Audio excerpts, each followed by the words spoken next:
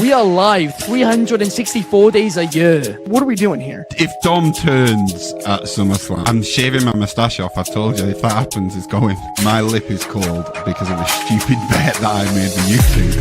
Oh, good. Wrestle's better than Daniel Bryan Daniels. Better than Okada. How do you not get sushi after Monday Night Raw? What is going on, everybody? We are back once again with another edition of Wrestling Republic's daily broadcast. It is Thursday, July 31st, believe it or not. And it's basically a throwback Thursday. Double throwbacks. I'm excited. We got the full crew here. I'm stoked to introduce them to you. We're going to break down Dynamite. We're even going to talk a little Cody Rhodes today. That should be interesting. But before we do, let me introduce one of them to you who I haven't been able to say this on air quite yet this week. But happy belated birthday. We've got Anthony Ricciardi, our resident Head of Opinions, my co-host over on Sold Separately. It was his birthday Monday. Happy birthday, Anthony. How are you doing today? Thank you, Clark. It's always fun to get the throwback crew together, unfortunately, without the throwback. But still, let's get into an interesting Dynamite and obviously the Cody Rhodes hot topic. Absolutely. I'm ready for it, but we, of course, can't keep it rolling without our other co-host here, all the way in the DMV. It may be a Thursday, but get your twos up for the Tuesday Night Delight. Shadi, how are you on this fine Thursday? What's going on, guys? It's your boy Shad Talks Graps, and we are back with another installment of Throwback Thursday, a throwback to a throwback, kind of like a lateral. I'm happy to be here, man. Also, happy belated to you, Anthony. Let's keep a lot of Eagle spirit on this podcast today, Yeah, let's keep the wings spread. I like that. I like that attitude-wise. Fly, Eagles, fly. Even I'll say it this time. You don't play the Chiefs till like week 3. But either way, that's your birthday gift, actually, Anthony. I hope that was good enough. Yeah. No. Cheapo. We've got some comments here. We got good afternoon, WR crew from Fernando Zayas. We've got Petty Rhodes from Fernando Zayas. We're going to get into that, no doubt about it. What up, gang, from our very own Aunt You official. By the way, I don't know, when did you go official? I thought it was just Aunt You before. Was there an unofficial? I don't know. Work that out later. All I know is his football team that he root for officially sucks, so that matters. Oh, hey, we got this. Jalen Hurts is the Trent Dilfer of the Philadelphia Eagles.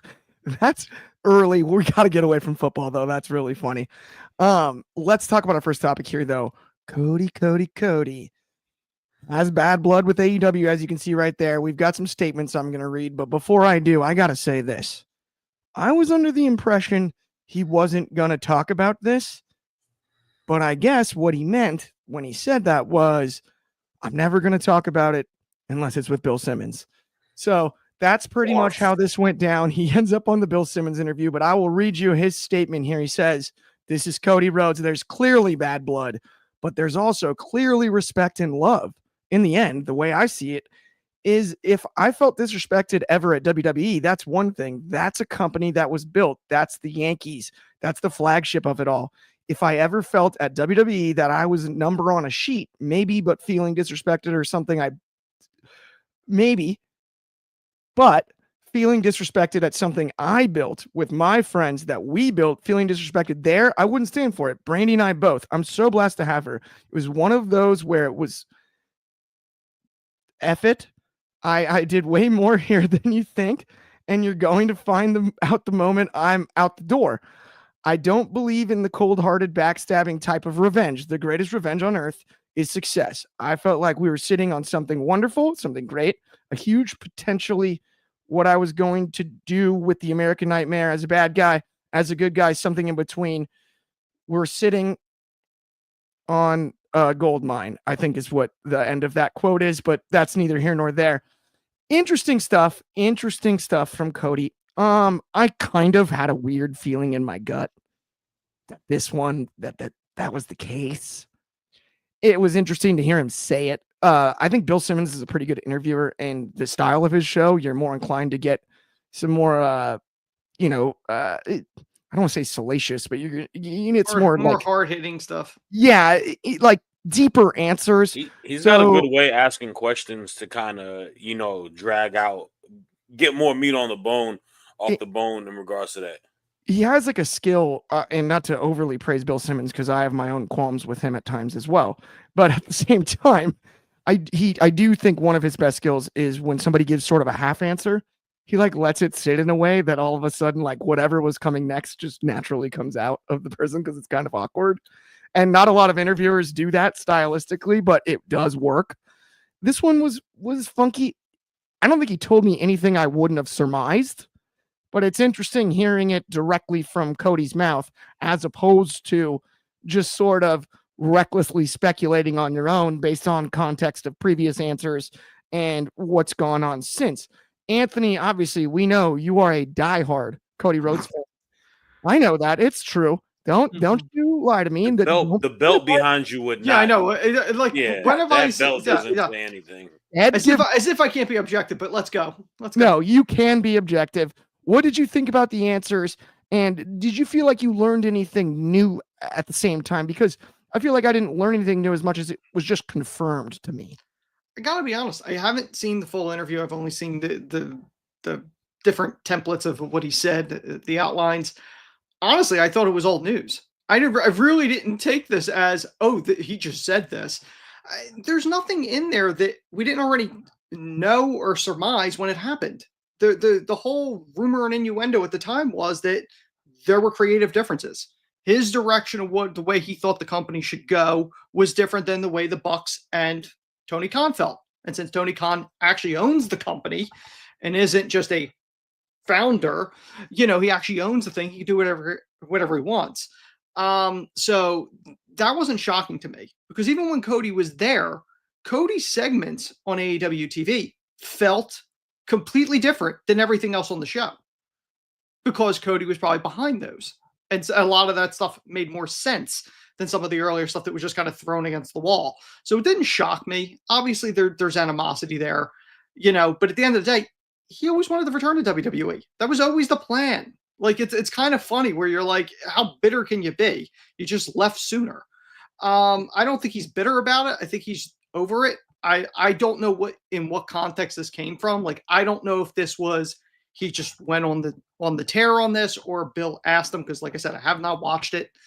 So I don't really know from what context, but there's nothing in here that's shocking or, oh my God, I can't believe they said this. I can't believe he said that. Yeah. I think that for me, and I agree with a lot of what you said there, almost all of it, there's only one part of it that kind of bothered me. And I think in the context of the entire interview, when you do get the chance to watch it, like you might notice the same.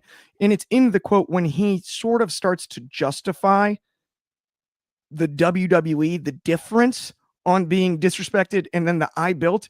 I didn't like, and this is the part that I didn't like. He sort of starts to go into like, I mean, he felt disrespected being booked as Stardust. We know that. He's said that in the past. And, people evolve and things change. I get but to then he mentions Matt, Nick, and Kenny, right? Doesn't mention Hangman, ironically. I found that funny, the current world champ. I understand that, but being the elite was as big a part of building it as the EVP aspect was. And I think Hangman being early in the promotion, such a big deal, I thought it was almost strategic. I understand that he stuck with the EVPs. The odd part to me were those were the only names he named. He justifies that it's okay if it happens at WWE, but because he felt so personally responsible for building AEW, that made the disrespect worse in a way. And I thought that was a little bit petty. That part of it bothered me slightly. No, I thought that was sort of a cheap shot. I get that, but I also get from his standpoint of going, okay, in WWE, he knows he's a cog in the wheel. Right. He thought he was a bigger piece there. So I understand that perspective. Was it even worth bringing up now after all this time? Not really. I don't know. The question, he was very much put on the spot, but I do, before we run out of time on the segment, I do want to ask Shadi your thoughts as well. Because like you said, you've seen the full clip at least, right? Yeah. So what did you think of it? Were you shocked in any way? And do you agree sort of on what I was just saying, where it did feel like a little bit of just a subtle shot at AEW, the difference between feeling disrespected at both companies, because the truth is he's been disrespected at both companies, according to himself. Yeah, for sure. I mean, here's the thing. Being shocked about it, no. After I watched CM Punk have an interview with Ariel Helwani, and he gave us a lot more to discuss in regards to his time in AEW and his departure and how he felt about certain people, including Tony Khan. Nothing is surprising. I don't think there's NDAs as people were trying to speculate. I just think for Cody's sake, he was trying to, make it a situation where maybe these last few years where it's like, you know what, I'm gone from there. I'm here now. I'm here to create my legacy for my career and kind of go upon my vision. But obviously there had to be a feeling in his chest to kind of get this off. He could have answered it a lot more politically correct or gave Bill Simmons a nothing burger, but he felt a type of way. And I thought a lot of that was telling, but not too telling. This kind of happens in the industry. I mean, you have a lot of people, a lot of revolving heads, especially who create AEW. You're not going to get along. You're going to see stuff completely differently. And like Anthony mentioned, a lot of what he was doing in AEW felt completely different than what we saw on everything else on AEW. And to this day, for what it is, like AEW's goal, booking and their presentation is completely different what Cody likes. Cody likes stuff that is sports entertainment based that we have in WWE. He likes the theatrics. He likes the, old school white meat babyface. He didn't want to go heel. He may go heel at some point. But to your point, I found it a little bit petty. I think petty is the best word to use in this situation. That a couple things. One, the statement saying that this is the Yankees, I can let that slide in WWE. You ain't let it slide in WWE, buddy. Let's be real. You were visibly upset about your time first in the WWE. Like you mentioned, he did not like being Stardust. He did not have a great relationship with Triple H. He destroyed a throne on AEW to symbolize Triple H with a sledgehammer. So you definitely felt that type of way. So a lot of that, I know you're back over here, and I know fences have been mended, but it does undermine AEW because you're trying to create the facade that a lot of the people out there make is AEW doesn't matter to WWE. This is the big leagues. AEW is the small leagues. You're painting that picture and you're keeping that narrative alive when you say statements like that.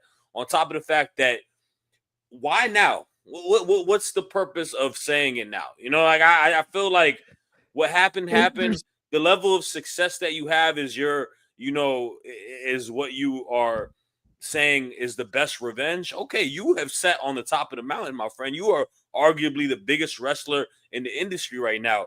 Keep it moving. Be happy about that. What your success doesn't measure what happens with AEW. That's kind of more or less where I'm at. I don't think everyone looks back at Cody Rhodes' time in AEW and be like, damn, they missed something. Because right. They threw the weight belt back at him in like his second to last match.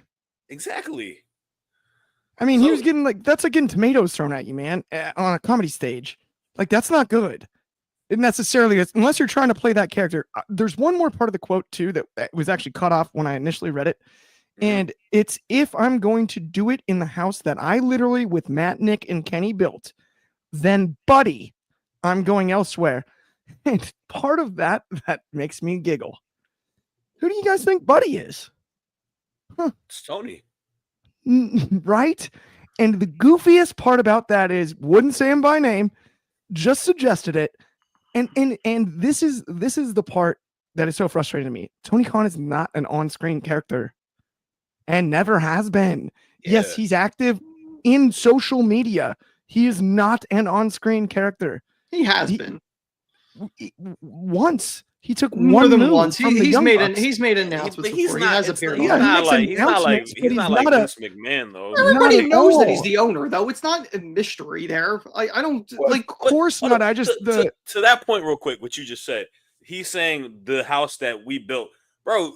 The supplies and everything, the foundation is not built without Tony Khan's checkbook. No, yeah, you get all the ideas in the world. It's Tony Khan's company, so I always found it laughable with the founder thing because it's like, you didn't put any money up. That's where I go into the petty thing that Shad was saying earlier, though. I agree. I think that was just goofy.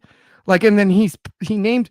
It sounded to me like he named the 4 or the 3 names The that EVP. he still likes. Yeah.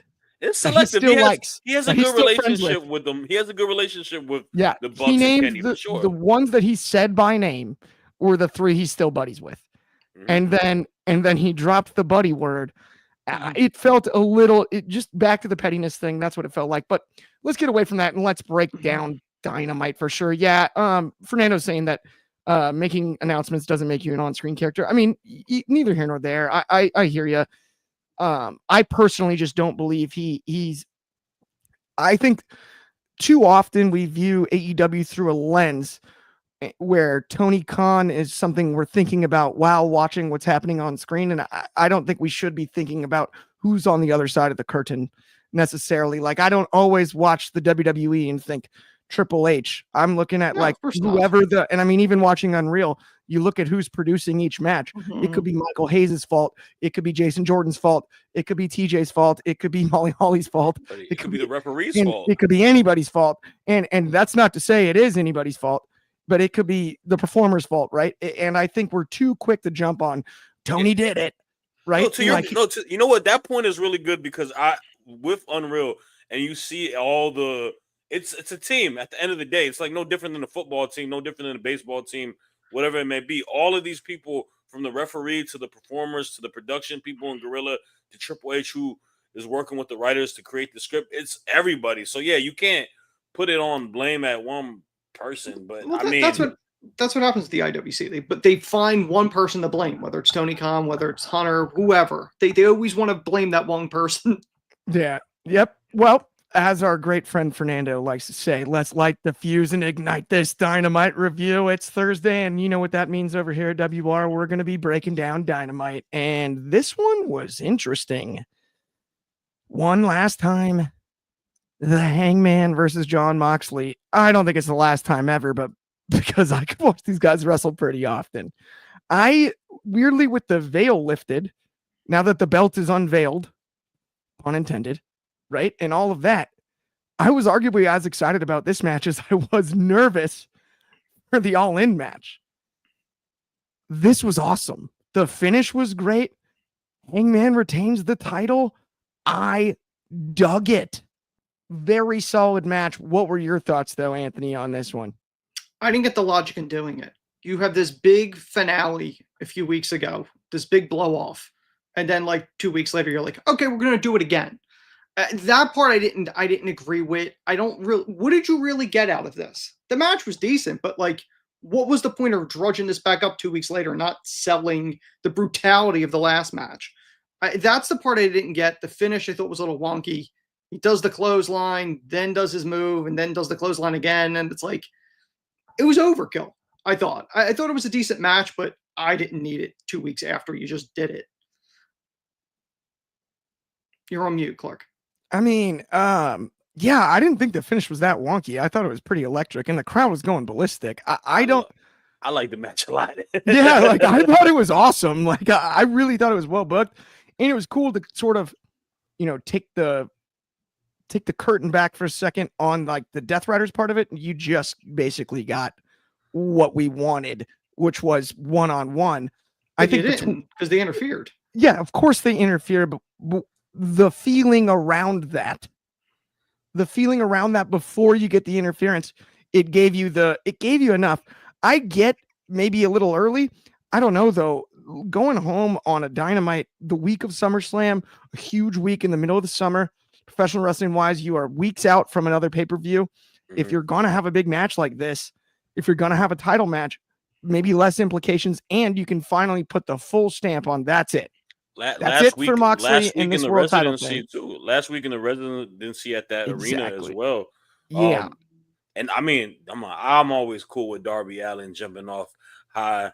I think it's fun, stuff, right? It's always fun to see. He's like the Travis Pastrana of wrestling at this point. Like he just does wild stuff, but then it works. Hey, IWC, if I ever hear y'all say Logan Paul has a better buckshot lariat than Adam Hangman Page, it's the dumbest thing I've ever heard. I'm gonna crash the F out on air, bro. Well, I'm he's gonna also probably like throw stuff around here. It's gonna get bad. Don't he's disrespect Hangman. botched it twice, like Yeah, this year. Did you see the one at Money in the Bank? I was there for that. Both knees buckle. Like, come on, man. Knock yeah. it off. Knock Doesn't it he off. try? He's trying to do it like athletically, and it doesn't have a lot of power. Like Hangman's buckshot, when he hits you, it feels like a Ray Lewis open field tackle. Like, it's lights out. You know you done after that. So And we never mention Hangman in the best wrestler in the world conversation, I feel like, and he deserves to be in it. I'm not saying he is number one, but like when we talk about the Ospreys or even like Danielson in man, the day, I the think I Swerves, think I think 2025. I think he has been the best professional wrestler in the world this year. yeah, Like man. I don't know who people want to argue with. Cena doesn't wrestle high quality enough to put me on that list. I just think like men, maybe women's side, you could probably make some arguments.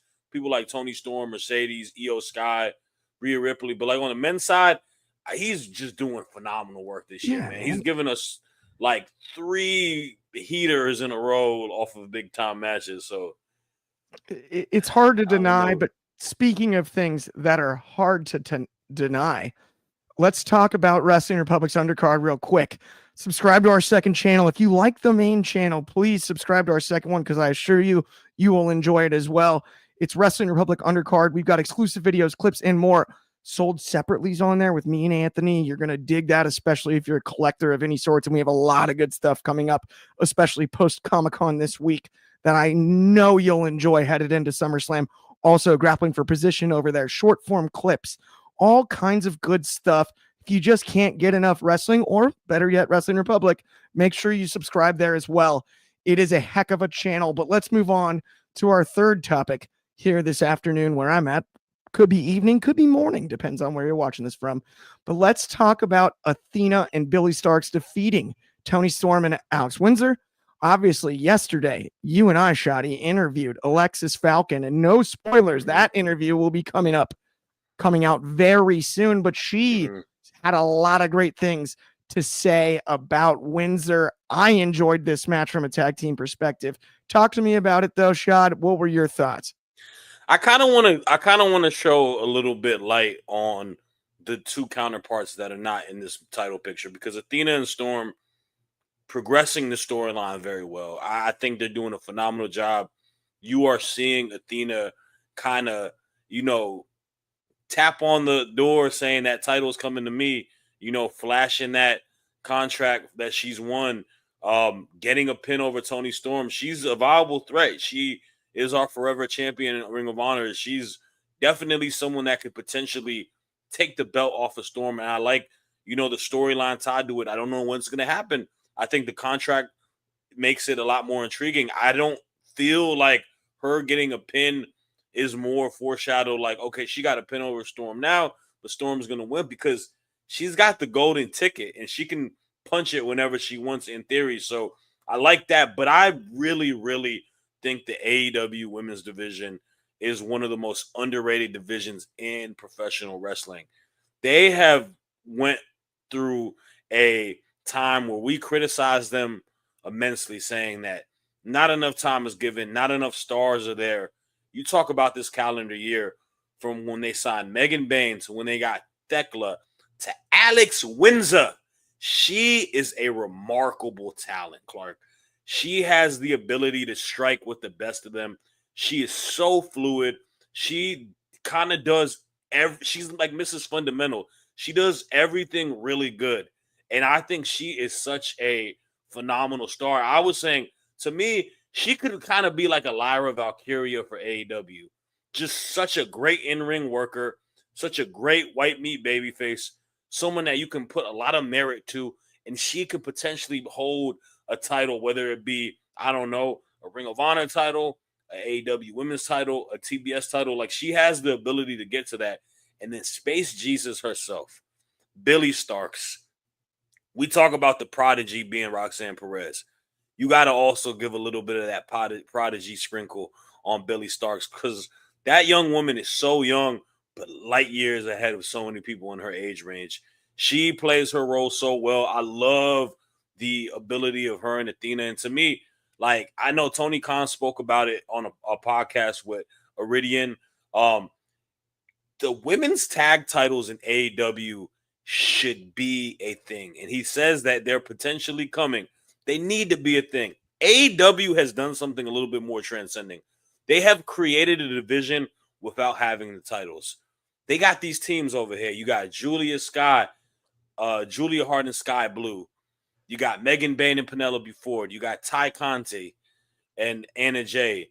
You got Megan Bain. You got Athena and Billy Starks. You got Tony Storm and Mina, or Tony Storm and Alex Windsor.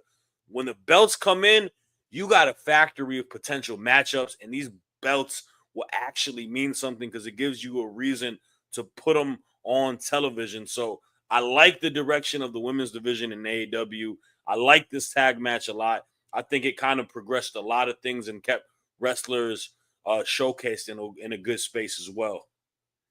Absolutely, dude. I'm 100% with you. And I mean, I love this comment here from Fernando Zayas.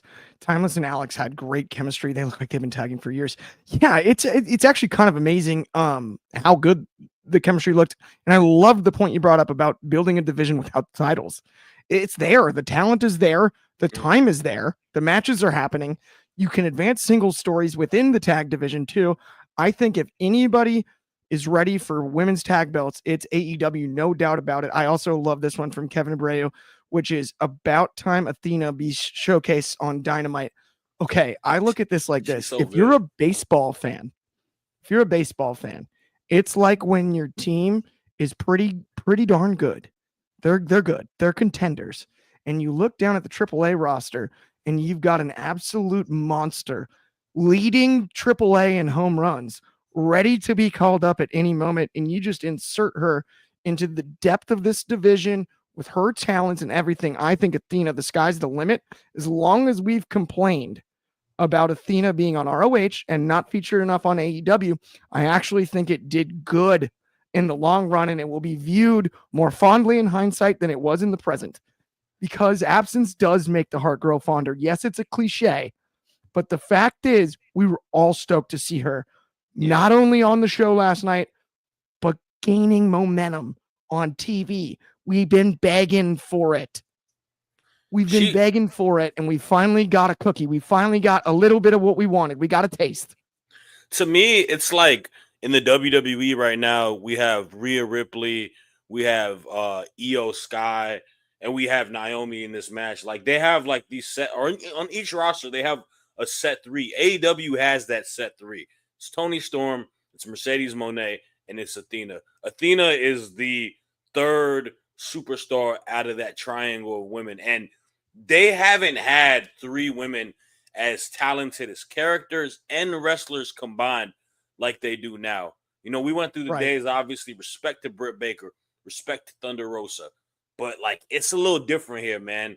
Tony Storm, Mercedes, Athena, they're different breeds. Like, they are so damn good at wrestling. They literally, like, they put the same moniker, we're the best wrestle, on their backs too. Because, like, you can't talk about a great in-ring performer like Hangman, Ospreay, Swerve if you don't put them in the same breath as a Tony Storm, Mercedes, and Athena. Like, it's just the honest truth.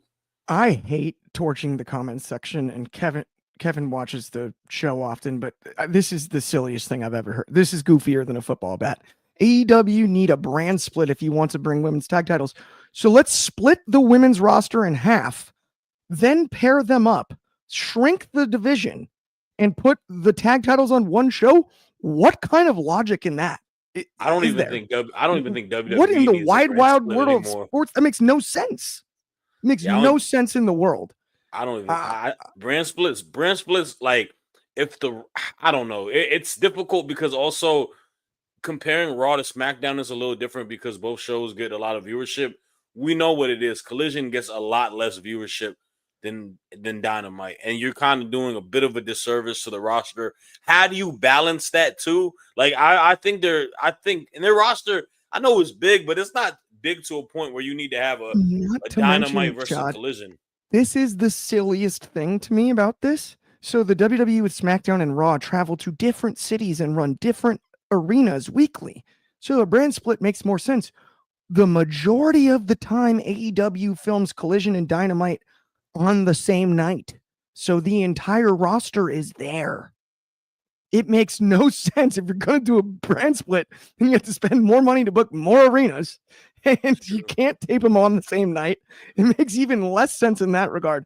I'm sorry, Kevin, but that one just like, I can't even see that.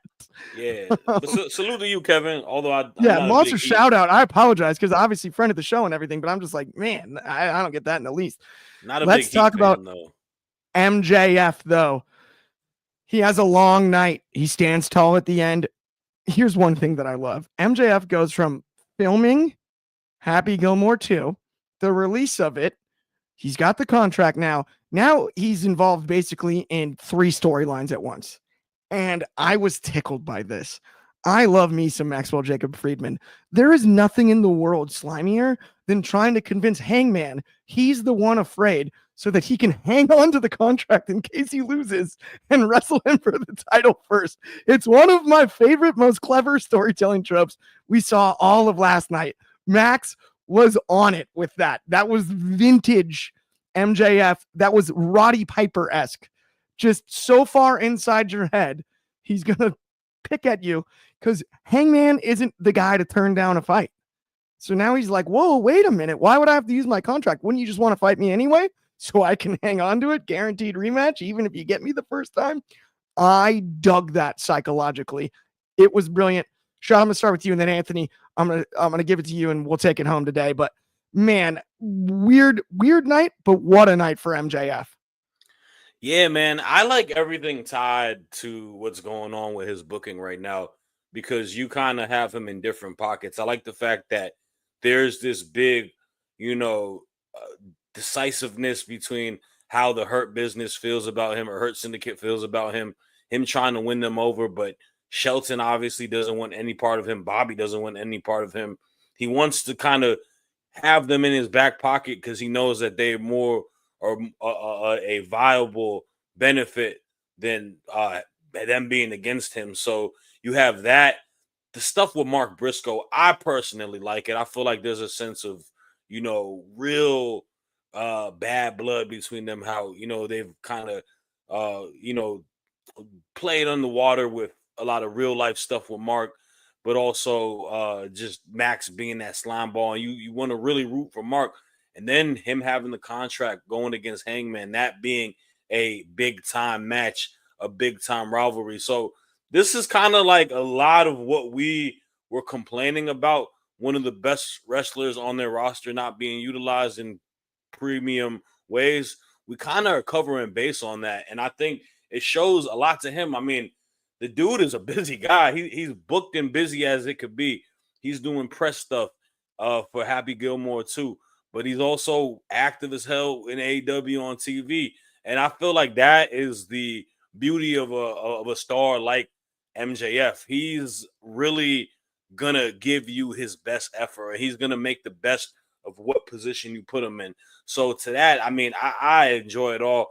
I think the ending with him, kind of playing the trickery after Mark got the win and standing on top and then Hangman coming out, it really gets you excited for what's in the future. And that's the one thing I do like about both winners of the Casino Battle Royals because they're teasing the rivalry so well, but you don't know when it's going to happen. And I like that factor of it because you could think a match is going to come. You could think a match is going to come. Then it doesn't come. And then it will come when we don't see it. I think that's the beauty of it. Okay, one of my favorite things about this too, and you mentioned the Mark Briscoe stuff. I love because Mark Briscoe isn't a guy traditionally that you would think needs to be elevated. We know his legendary status as a tag team wrestler. He went full Eminem on MJF in a promo recently. Basically went full 8 Mile. Like, I know you're going to call me a redneck. I know you're going to make fun of my brother's passing. I know you're going to do that. This is the most serious singles rivalry Mark Briscoe's had since the passing of Jay. Yep. And MJF is the perfect foe for it. And he's brought a side out of Mark Briscoe that we haven't seen since he was a tag team wrestler.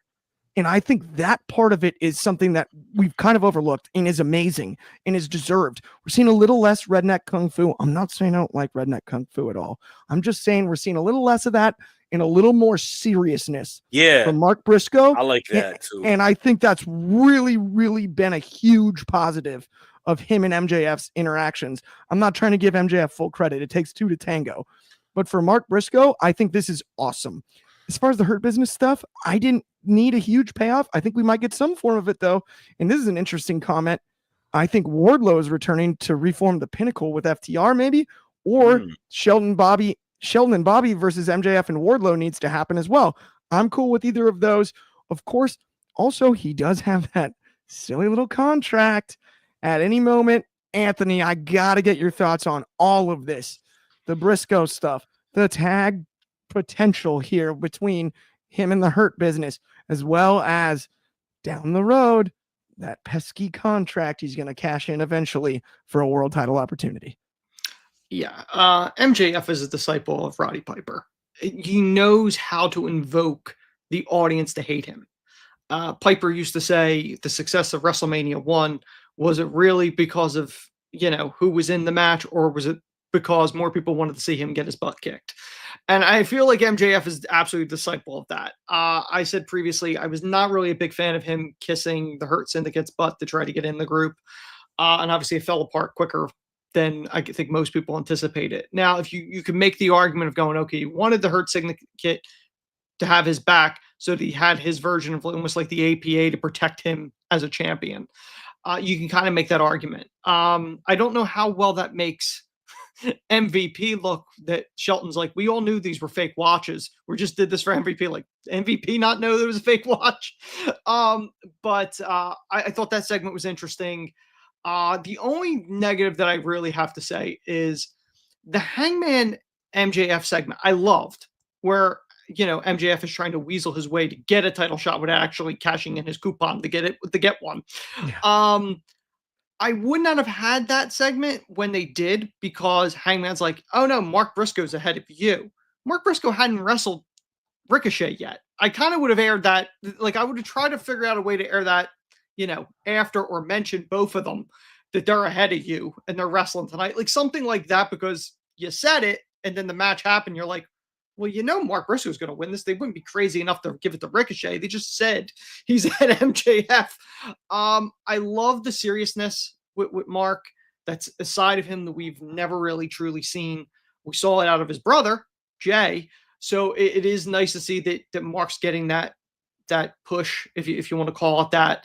And the Briscoes behind the scenes are two of the most beloved people. And legitimately, I'm sure Max wants to elevate Mark as much as possible. So he's going to make it to the point where it's like, no, they want to see you kick my butt. Like they're really going to sell it that way. Max being a thorn in Hangman's side is the smart move.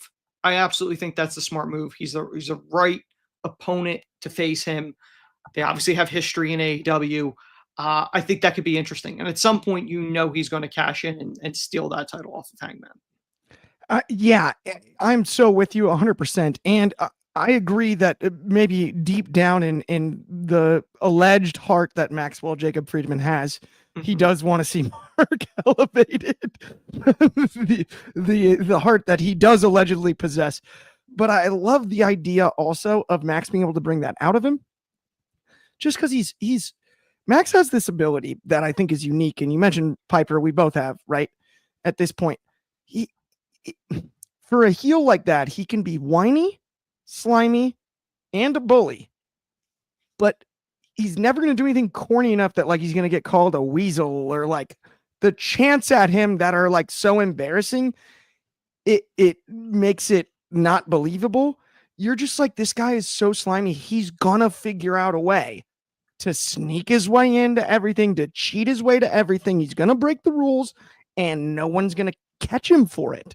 When is somebody going to get him? And he keeps being able to repeat that process. You mentioned the Hurt Business part of it, right? And I was in agreement out of the gates. I was like, what are we doing with this? But over that short period of time, he was able to get us back to this spot where you're like, this is literally the most untrustworthy worst guy in the world. Mhm. And he can reiterate that point as well as any heel I've ever seen. And I'm not just trying to continue to compliment MJF, but it is interesting to me. Not a lot of people can be a part of essentially 3 separate storylines in one night and at least be entertaining in all of them. Now, one point before we go home that I really, really love that you said, the order on that. Either say both names or put it after the match. Mhm. It was so telegraphed. It was like, so Mark wins. Yeah, Like that it was the like part that was that very weird was to me. that was spot on. And one last thing before we go, because we don't have time, I don't want to bring it up. Number 1 worst concerto of all time. We can agree, right? Oh yeah. Also, if this wasn't on here, but the Bucks are supposed to be suffering. They lost their EVPs. Why put them over the overrunners or the outrunners or whatever? Why wouldn't you have that's a them win? very good point. I don't really get that victory either. But when it comes to the concerto, I was kind of laughing this morning. I'm like, oh yeah, like there was a concerto spot. That was a bad camera angle. There was no big. But I don't honestly, think there would have been a good one. Though, the entirety of the promo, I thought like Christian passionately said a whole lot of nothing, and he was stumbling on his lines. I thought it was like it was really bad. I don't, and this is for someone I really like as a promo. I think when he did the "I'm conducting business" thing here to the crowd, I think he might have forgot what he was about to say. I think you're right. I was like, I sincerely think he like got stuck and was like, "Oh shoot, where was I going?" Why are we booing my man? As bad as if we're booing the chair shot, we're booing the chair shot. But why are we booing this man, Nick Wayne, and all of them when this dude has been harassing that entire family the whole time? The funniest is I was on the phone with a buddy of mine this morning, driving back, and we were talking about the concerto, and I was like, "Yeah, I'm just kind of shocked. Like, we didn't get all the CTE tweets about a chair shot to the head." My buddy goes, "What do you mean they missed?" Yo, they missed that. Whoever in the crowd put that angle of what it really looked like, they missed. Did them real. Plus, if you go on YouTube, by the way, fun fact, if you watch that clip, they cut the chair shot and they just. I'm sure they did it. Yeah, the selling they showed. And then they go straight to the selling. They put literally a spark.